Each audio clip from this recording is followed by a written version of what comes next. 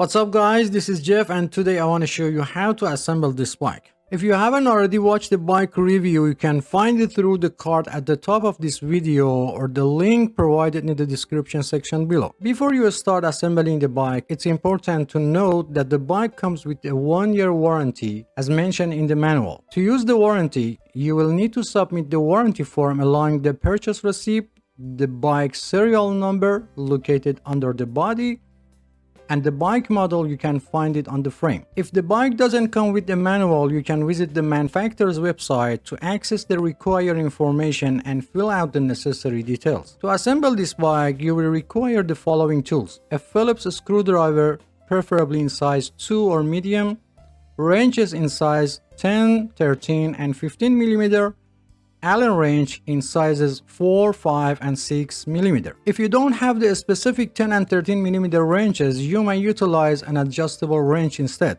However, it's required to have a 15 mm open-end wrench available. I generally recommended utilizing a 3-way Allen wrench with sizes 4, 5, and 6 mm. These sizes are more commonly employed and can endure significant pressure during assembly. If you need to purchase these tools, I've included a link in the description section below where you can find them at the lowest available price. These bikes are manufactured in China and their measurement system is based on the metric system. However, you can also use inch wrenches if needed. The wrenches may feel slightly loose in some instances, but they are still capable of tightening the screws and nuts. These are the size of inch wrenches that you can use. Some parts of this video are common to all bikes, and in order to be able to give you a complete explanation, I've used several bikes. So don't be surprised if you see different bikes in some part of video. Okay, let's start. First, check the box completely to make sure there is no any damage. If the box appears to be damaged when opening it, make sure the bike parts are not damaged in the damaged area of the box. Avoid tearing the box completely when removing the bike. Why? The reason for keeping the box is that the bike may have been damaged during shipping and you plan to return it to the store and you will need the box for return process. Before returning the product, you can contact manufacturer customer service and ask them to send you a damaged part free of charge. Each store considers a return time policy for itself. For example, eBay or Amazon, you have 13 days to return the product. Make sure they get the part to you before this date, otherwise return the product. To open the box, use a 1/2 inch deep cutter or knife and start by cutting the top and side of the box. Even you cut through the middle of the top, as long as your cutter blade dip stays within 1/2 inch, it won't affect the bike.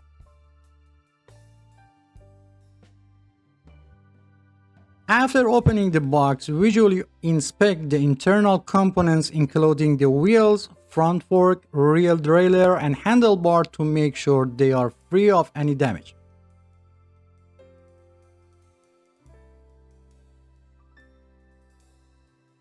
After making sure that the bike components are intact, you can take the bike out of the box and still avoid tearing the box. To safely remove the bike, it's recommended to bend your knees slightly and place the box vertically and start taking the bike out in a slow and controlled manner. Pay attention to your posture. Do not put in too much pressure on your back to avoid muscle cramp. After removing the bike from the box, do not forget to check the inside of the box completely and do not throw away until you finish assembling the bike. Many times it happened that a small screw or nut was still hidden inside the box, even under the flaps. For ease of assembly, remove all paper and plastic cover from the bike. However, be careful not to damage the paint on the body when removing them, as this may lead to rust over time. Also be sure to remove any remaining tape from the body, as it will change the bike paint over time. Sometimes, especially for bikes 24 inch and up, removing a bike tire can be challenging. Be careful not to apply too much pressure when trying to remove the tire because it can lead to bend or broken spoke. To successfully remove the wheel, gently push the bike forward and backward while rotating the tire in the same direction to release. In the comments of my previous video, some have asked why I don't use a bike assembly tripod. Well, let me clarify that I assemble bike for regular folks, not experts, and I don't know what percentage of people have a bike tripod. Second question, why do I choose the assembly bike on the floor instead of the table? You know, while a smaller bike like 12 or 16 inch may be manageable on the table, but when it comes to the larger bike like a 24 inch and up, it's a whole different story. Attempting to assemble such a bike on the table would be like trying to fit an elephant into the matchbox. Someone else suggested that I should install the bike seat and handlebar first and then turn the bike upside down to install the front wheel. Dear friends, you have the freedom to choose any assembly method you prefer. There is no limitation. However, with your approach, you would need to readjust the seat and handlebar setting once the bike is returning to its upright position. I would appreciate your comments on this matter as it would be helpful to determine which method is easier overall.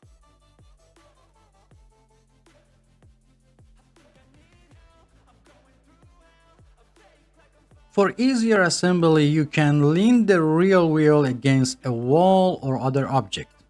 However, as you see, it's not necessary. Sometimes there may be a small piece of plastic between the disc brake pads that needs to be removed. Otherwise, the brake disc will not be in place. If present, remove the plastic piece from end of the fork.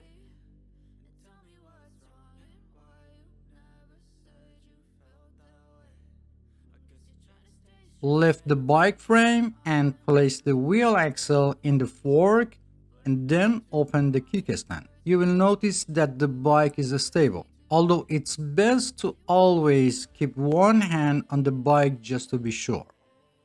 If the fork was bent and you couldn't put the tire in the fork, I made a video and I've put the link in the description section below how to fix it. There is a hole at the end of the fork. Insert the wheel retainer into the hole and tighten the head nut by hand. In only a few limit models, only washers are used for the wheel retainers. Now align the wheel in the center of the fork and slightly tighten the head nut on the one side.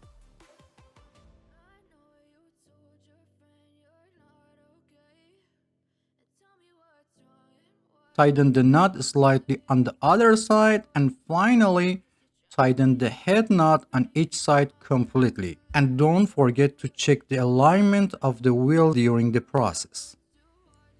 If the rim is warped or bent, I made a video on how to fix it and I've put the link in the description section below.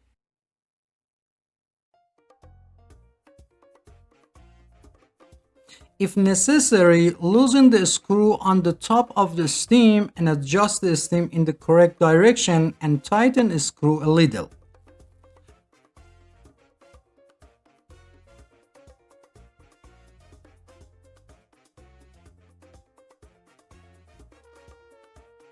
Remove the screws on the stem and put the handlebar in the desired position and tighten the screw a little.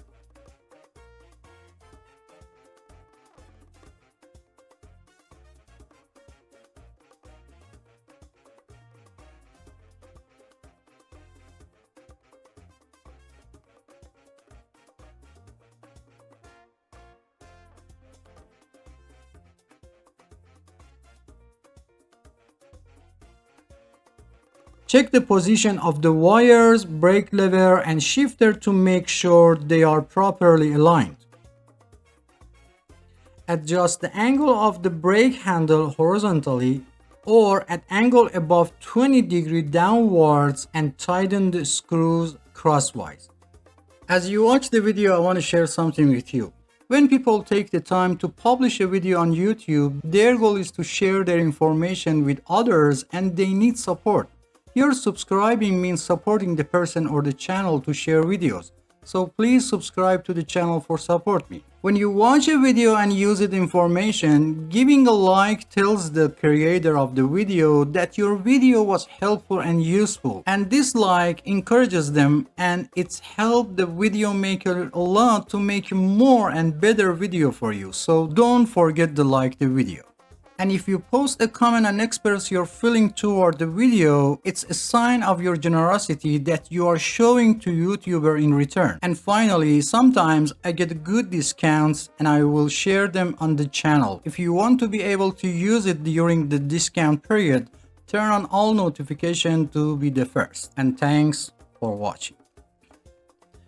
On 99% of bikes, the brake lever adjustment screw is often found next to the brake handle.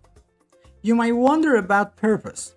Sometimes people with a smaller hand, especially children, find it difficult to reach and hold the brake handle properly. In such case, you can adjust the screw to reduce the distance between the brake handle and the handlebar grips.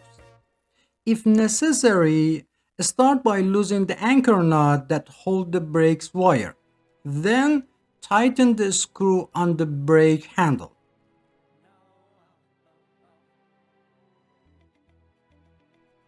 As you do this, you will notice that the brake handle moves closer to the handlebar grip and reducing the distance between them. It's important to note that this adjustment doesn't affect the overall performance of the brake system, and you can always revert it back to its original state if desired. If the reflector is loose, align it horizontally and tighten it with the Phillips screwdriver. However, be careful not to over-tighten the screw because it may cause the reflector to break.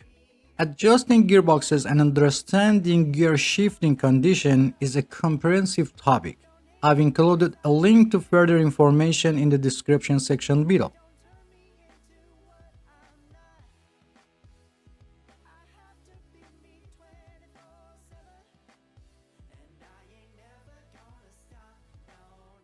Tighten the screw until you feel it's securely in place. Not too much because the two-sider screws or binder screws are responsible for maintaining the stem's position. Align the handlebar with the fork and tighten the two screws crosswise that hold the stem.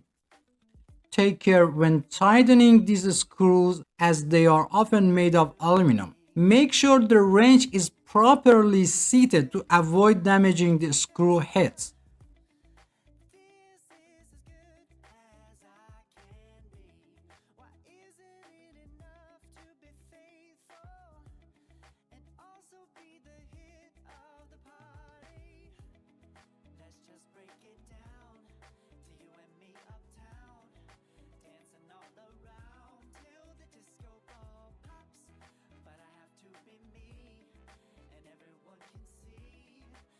Close the adjusting barrel until it reaches the end. Align the groove of the adjusting barrel with the groove of the brake handle.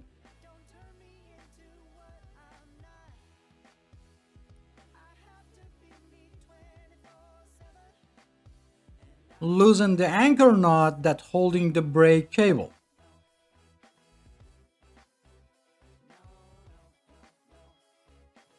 Release the wire slightly and insert the head of the wire into the hole of the brake handle. Pass the wire through the grooves. After installing the brake cable head, tighten the adjusting barrel on the brake handle.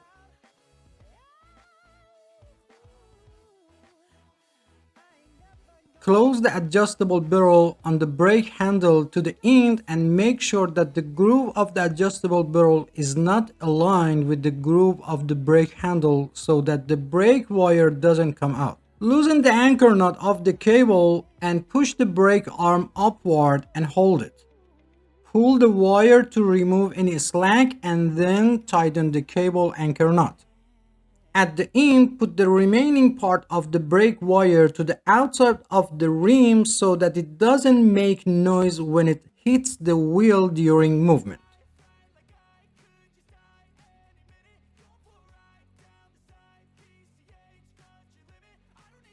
If the brake wire was out of place and the brake wire was still loose after tightening the anchor knot, turn the bike upside down to have the better view and put the wire in its place. Adjust the brake and tighten the knot. Generally, after installing the front wheel, you may hear a slight noise from the movement of this, which is usually normal. However, if you prefer, you can make some adjustment. Start by loosening the two screws that hold the brake system in place.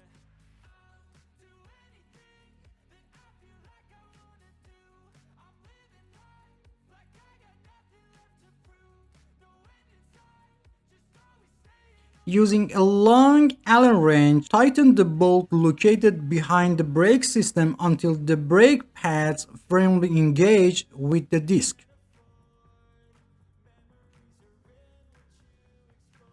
Press and hold the brake lever, and while doing so, tighten the two screws that hold the brake system.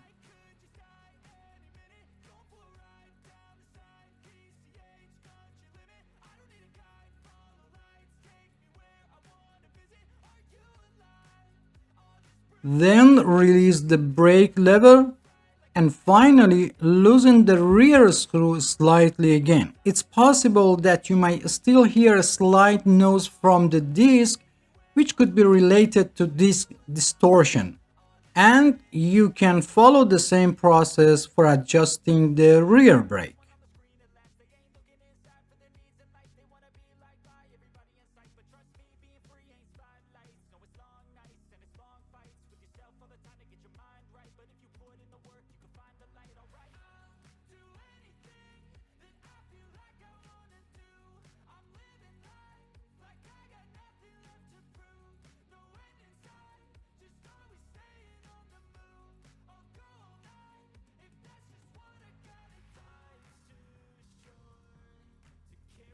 Close the adjusting barrel on brake handle completely and make sure that the groove of the adjusting barrel is not aligned with the groove of the brake handle.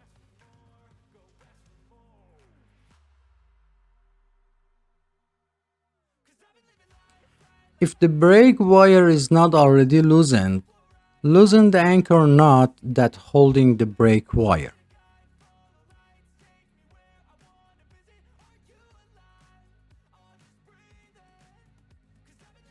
Check that the brake pads are only in contact with the rim when braking. Press the brake arm and observe the position of the pads and adjust them if necessary.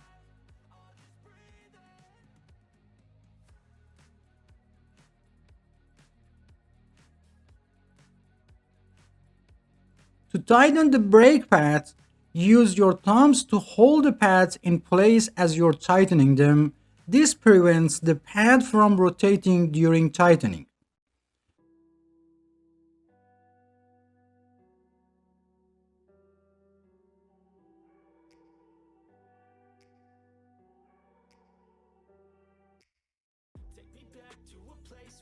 Put the brake knob or brake noodle in place. To adjust the tension of the brake cable, press both brake arms with two fingers and loosen the anchor knot.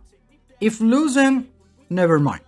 Make sure the top and bottom brake cover are in place. Pull the brake cable and then tighten the brake anchor knot.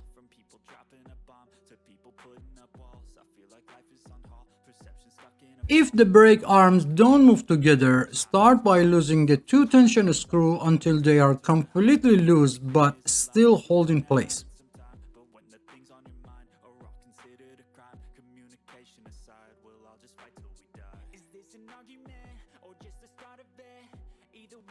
Push back the arm that wasn't moving and tighten the tension screw until a little before the end. Hold and release the brake lever while losing the tension screw by half a turn.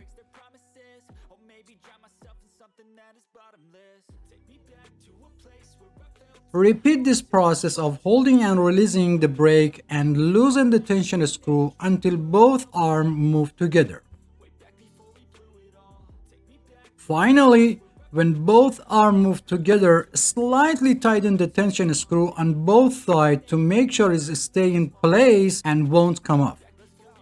Test the brake by moving the front wheel and pressing the brake lever to make sure the brakes are set correctly.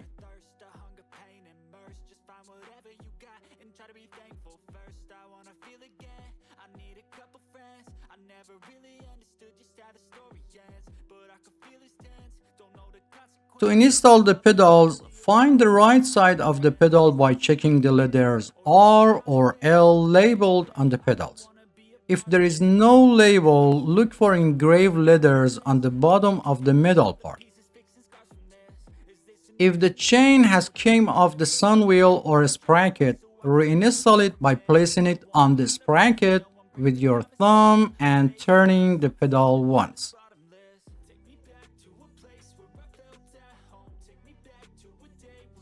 Install the pedal by hand only, without touching the threads and without using tools. Be careful to install the pedal vertically on the crank arm to avoid damage to the pedal and crank threads.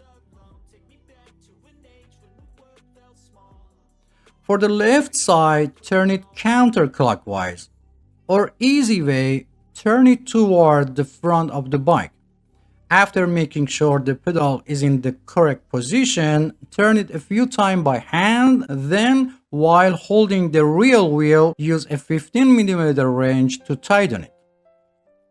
In rare cases when the pedal cannot be installed, first install the pedal on the other side.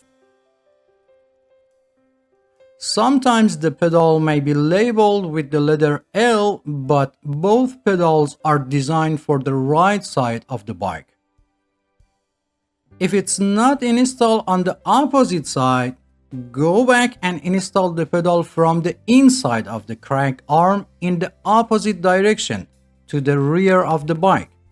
This is done when the pedal or crank threads is damaged, and reversing the installation direction will help rebuild the thread paths for proper installation. Also, if the pedal installed in this position, then you know you have selected the right pedal.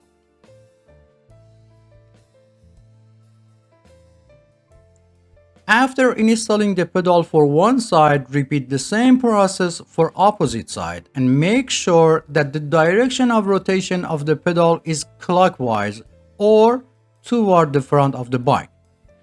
It doesn't matter if it's right or left, always install them toward the front of the bike. If your wrench gets stuck after tightening the pedal, to remove, push the wrench toward the outside of the crank arm and release it at the same time.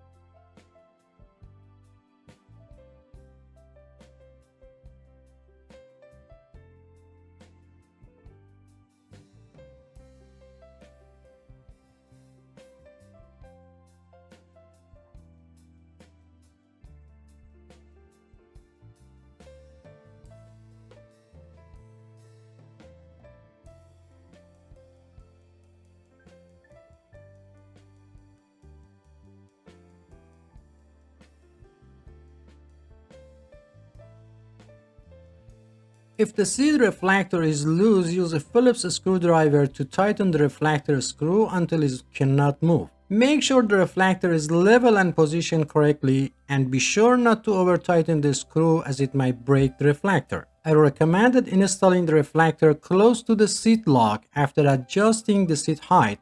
Note that I'm mounting the reflector close to the seat for minimal height. Open the quick release seat post lever and place the seat post in the desired position. While holding the quick release seat post nut with one hand, turn the quick release seat post lever a few times with the other hand until it feels tight. Close the quick release seat post lever regardless of height and direction of the seat and test the movement of the seat. If the seat still moves, open the quick release seat post lever. While holding the quick nut, rotate the lever one full turn and test again. Repeat this step until the seat stops moving. After the seat is secure, open the quick release seat post lever and adjust the height and direction of the seat and close the quick release seat post lever.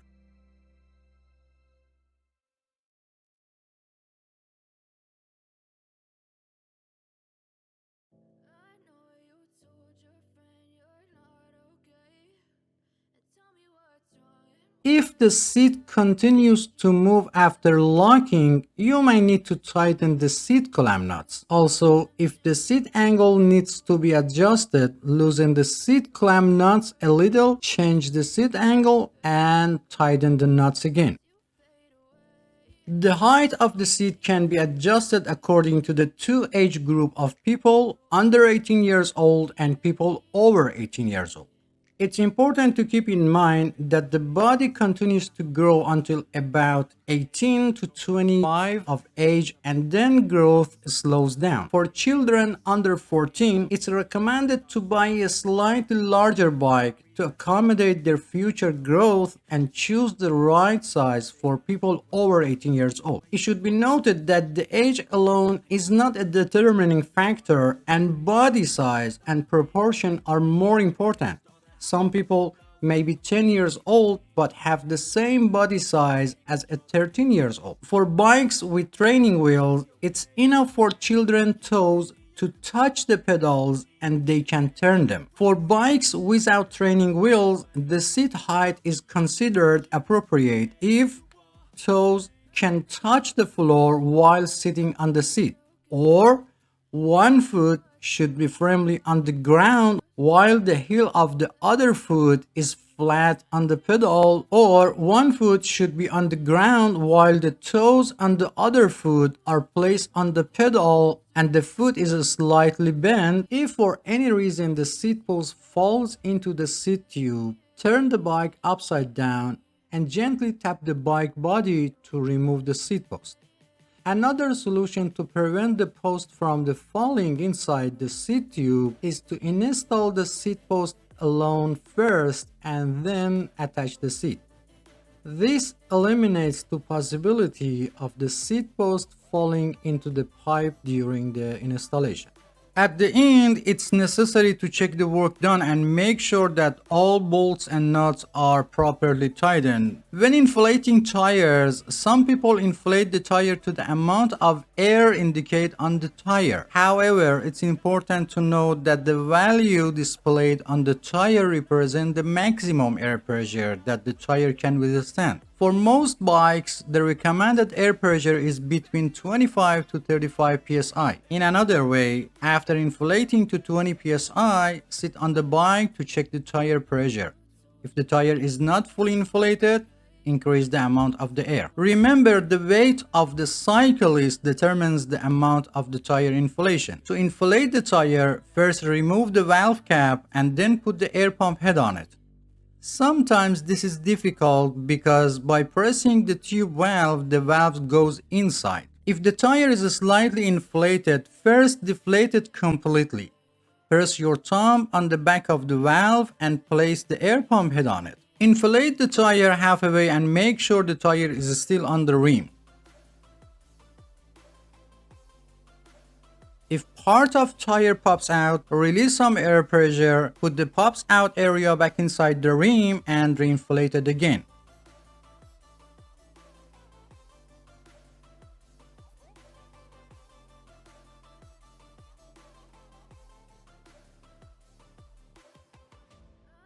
Over 90% of bike tubes have a Schrader valve, while the rest have the Presta valve.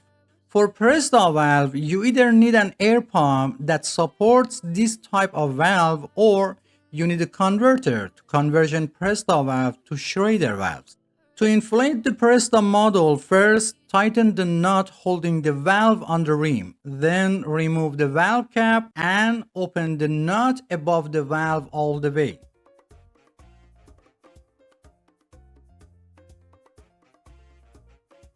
Install the converter on it and inflate it like Schrader valve.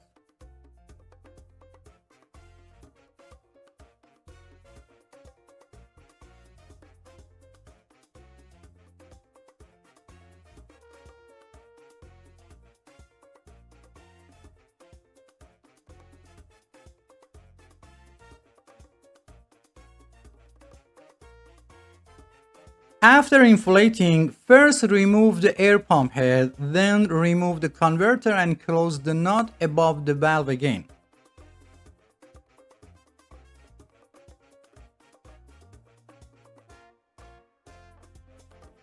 And finally, put the cap on the valve. If the nut holding the valve on the rim is loose, tighten it again. And finally, it's very important to teach children how to use brakes before riding a bike. Many accidents of children with trees or walls happen because they are not familiar with the braking system. So spend at least 10 minutes and teach them, and don't forget the helmet. If you have any question, please provide specific details or timestamp from the video so I can better understand your question and provide faster help. If you enjoy the content, please subscribe to the channel for support me and turn on all notifications to be the first to know about new videos. Feel free to visit other parts of the channel. Thanks for watching and don't forget to hit the like button. Until next video.